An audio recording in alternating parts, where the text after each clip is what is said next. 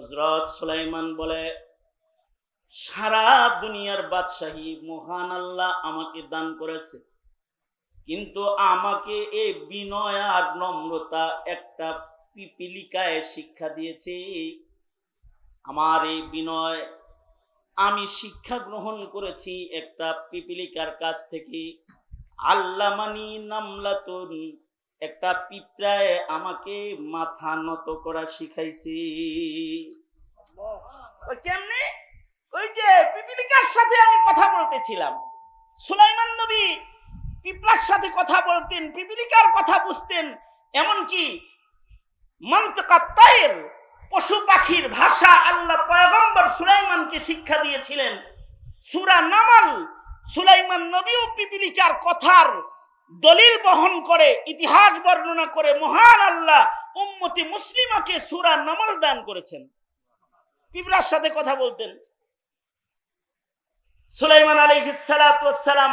ইনস ও জিনের বাদশা ছিলেন, পাখির সাথেও কথা বলতেন, এমনকি পাখির কথা বুঝতেন। আমরা কি পাখির কথা বুঝি? হ্যাঁ, সায়ারিছেন কে লাগে যিনি বুঝেন, কথা কন না, বুঝেন পাখির কথা? আমরা তো পাখির কথা বুঝি না, কিন্তু সুলাইমান আলাইহিস সালাতু ওয়াস সালাম পাখির কথাও বুঝতেন। একবার সুলাইমান আলাইহিস সালাতু ওয়াস সালাম রাস্তা দিয়ে যাইতেছেন, তো দেখে গাছের ডালে বসে বসে এক পুরুষ পাখি এক মহিলা পাখির সাথে প্রেম করতেছে।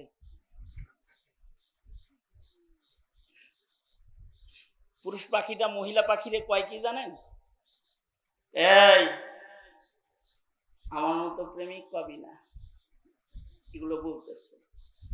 এই আমার সাথে বিয়া শাদী হইলে লাভ আছে, আমি অন্যান্য পাখির মতো পাখি না।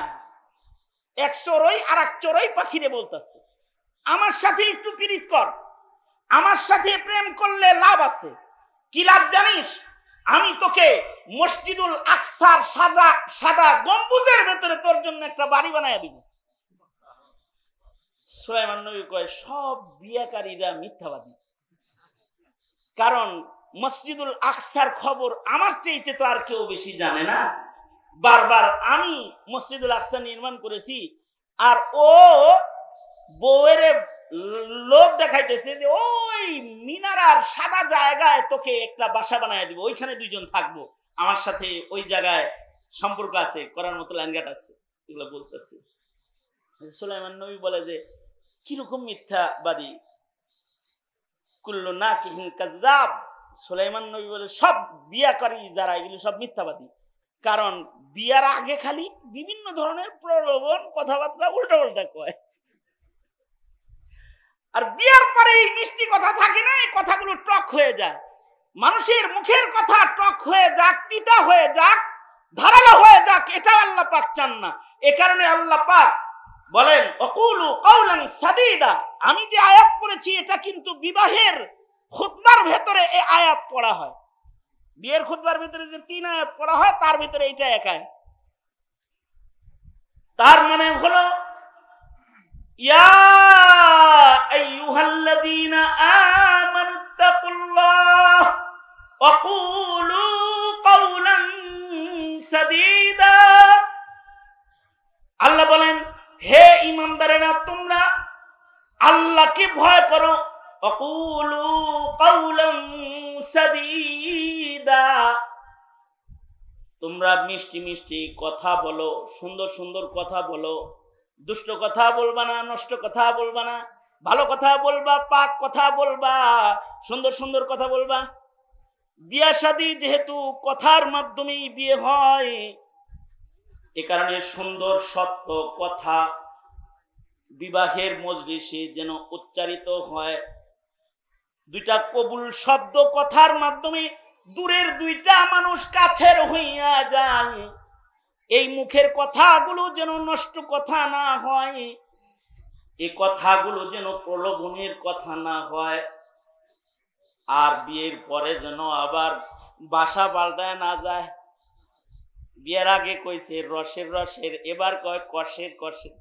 বিয়ে কইরা আইন এবার কয় জানি না তোর বাড়ি কি আছে, এত ফুটানি করস কে? আমার বাড়িতে থাকবি, 3 বেলা খাবি, সোজা হয়ে চলবি।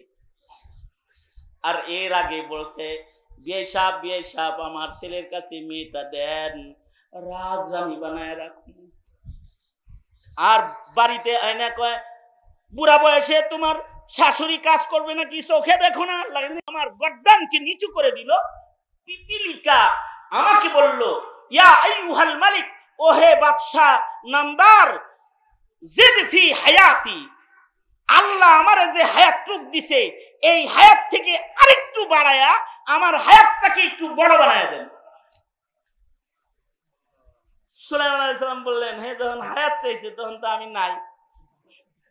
কারণ বুঝা থাকলে জোরে করে বলেন, হায়াতের মালিক একমাত্র কে? জোরে আওয়াজ করে বলেন।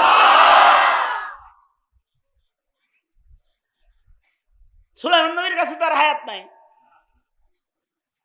এ কারণে সুলাইমান আলাইহিস সালাতু ওয়াস সালাম ইন্তেকালের পূর্বে হায়াত চেয়েছিলেন, আল্লাহ উনাকেও হায়াত দেয় নাই। লাঠি ভর দিয়ে দাঁড়ানো অবস্থায় রূহ লয়ে গেছে, কুরআনে বর্ণনা মওজুদ আছে। তার মানে হায়াতের মালিক কে? জোরে বলুন।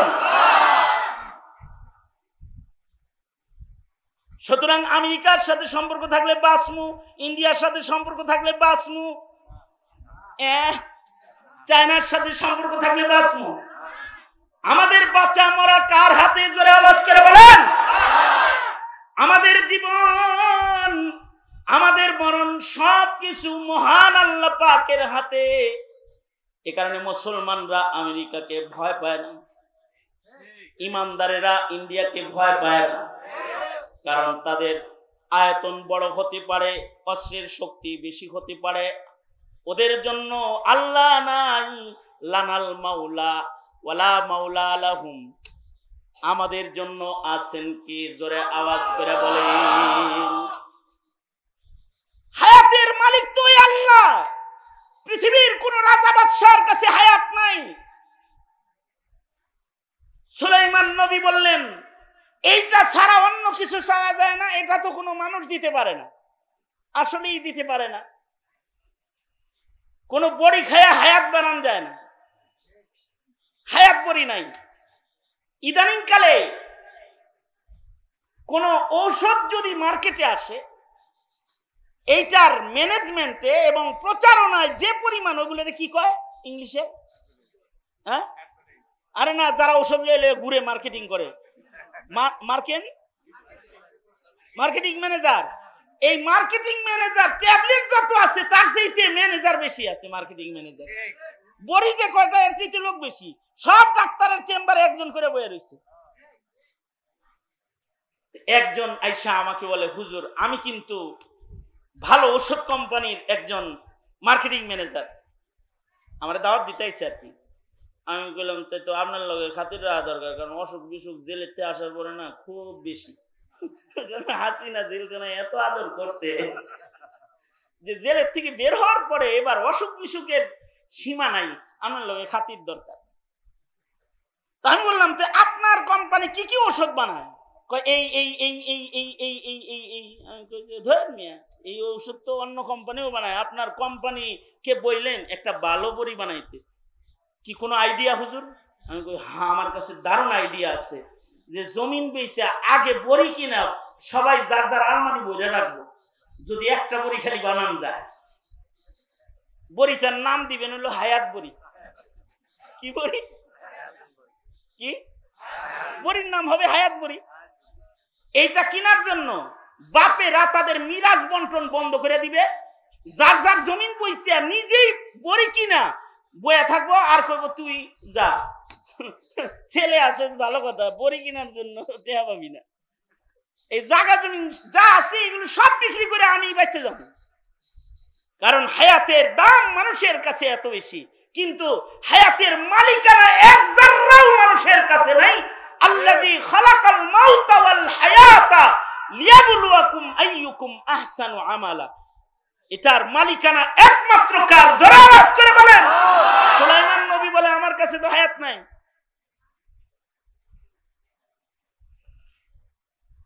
সালমিন গায়রিহি, এছাড়া অন্য আর কিছু চাও, অন্য কিছু চাও,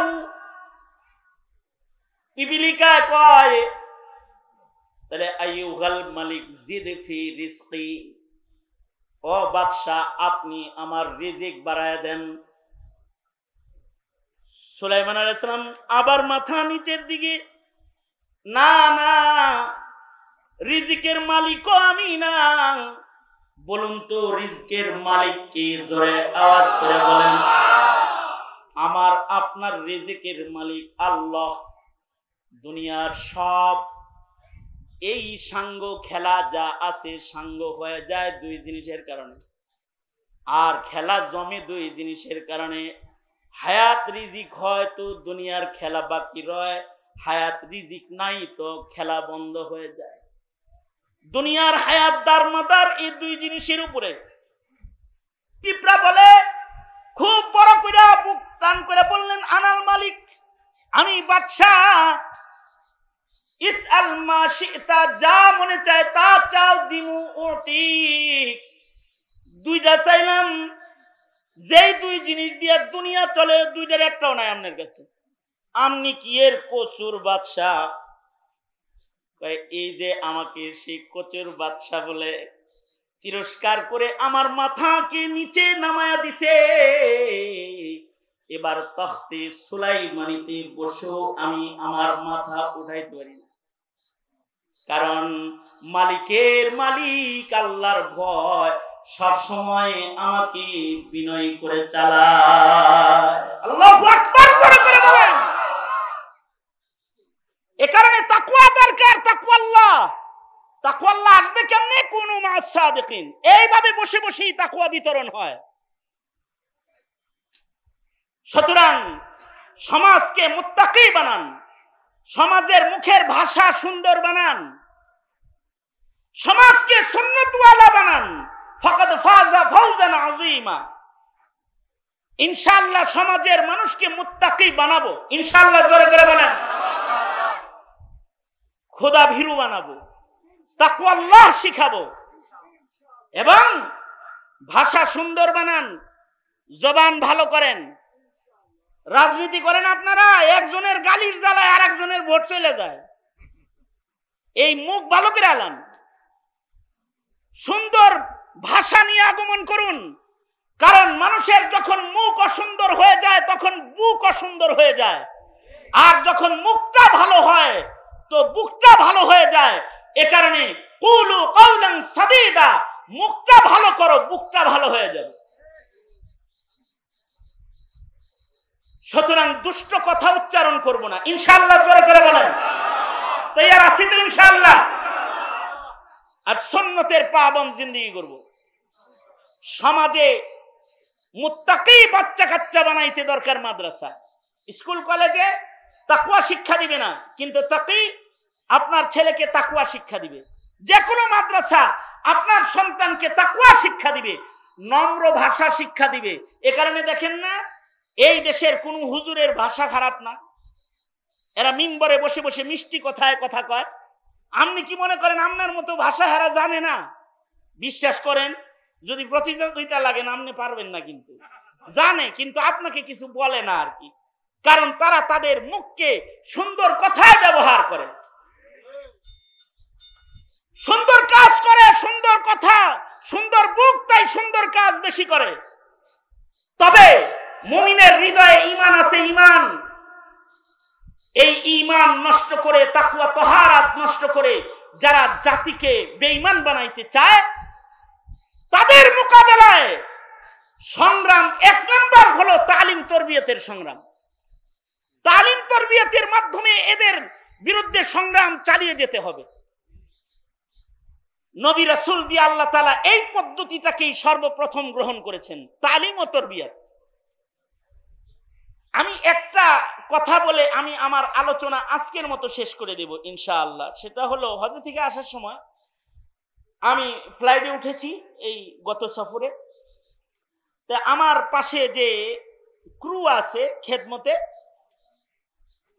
তো বিজনেস ক্লাসের ওই ক্রুদের কাছে নাম শুদ্ধ ওদের কাছে লিস্ট আছে, অমুক অমুক এত সিটে, অমুক অমুক এত সিটে। তো আমার সিট বরাবর এসে দাঁড়ায় ক্রু বলে কি, your name Khalid Saifullah Ayyubi? G, my name is Khalid Saifullah Ayyubi. Your name? তোমার নাম কি?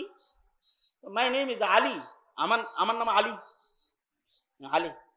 আমি ভাবলাম যাক আজকে কমাস কম একটা মুসলমানের রাতের খাওয়া দাওয়া নসিব হইতেছে মনে হয়, খুশি হয়েছি আর কি। তো আমার কাছে আসছে, খাবার নিয়ে আসছে। তা আইসা আমার দাড়িতে হাত দিয়া বলে, তোর দাড়িটা খুব সুন্দর লাগে, ইউ আর এ সুন্নি মুসলিম? আমার কাছে তুই কি সুন্নি মুসলিম নাকি? হ্যাঁ আমি সুন্নি মুসলিম। ইউ আর এ সুন্নি মুসলিম?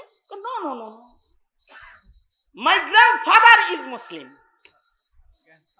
হ্যাঁ, হে বললো যে না না না আমি মুসলমান না, তবে আমার দাদা মুসলমান ছিল। হে দাদা মুসলমান ছিল, আমি কি তোর নাম আলী হইলো কেমনি? আব্বা যে মুসলমান ছিল, আব্বা শখ করে নাম রাখছে আলী, কিন্তু বাবা আমার ছোটবেলায় মারা গেছে। বাবা বিয়ে করেছিল একটা খ্রিস্টানকে। বাবার মৃত্যুর পরে আমার মা আমাদের 3-4 ভাই বোন যারা আছি এদের সবাইরে খ্রিস্ট ধর্ম শিখাইছে, খ্রিস্টানদের সাথে আত্মীয়তা করাইছে। আমাদের মুসলিম পরিচয় যেটা ওইটা বাবার পর্যন্তই শেষ, এরপরে ব্রেক হয়ে গেছে।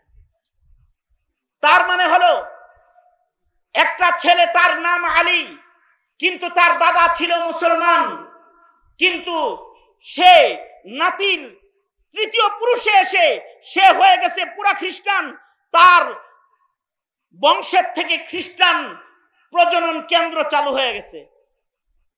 এইটা শোনার পরে আমি যে 4.5 ঘন্টা বিমানে ছিলাম, এর ভিতরে আমি কিছু খাইতেও পারি নাই, এর ভিতরে একটু আরামও করতে পারি নাই, শুধু কাঁদছি আর পেরেশান হইছি যে এটাই যদি হয়, পরিবেশের কারণে যদি দাদা মুসলিম হয়ে তার নাতি খ্রিস্টান হয়ে যায়, তাইলে আমার দেশের স্বাধীন মাটিতে যারা হিন্দুত্ববাদের চাষাবাদ করতে চায়, যারা খ্রিস্টবাদের চাষাবাদ করতে চায়, যারা কাদিয়ানির চাষাবাদ করতে চায়, ওরা তো আমার নাতিপুতির ভেতর থেকে এক সময় মুসলিম প্রজনন বন্ধ করে খ্রিস্ট প্রজনন চালু করে ফেলবে।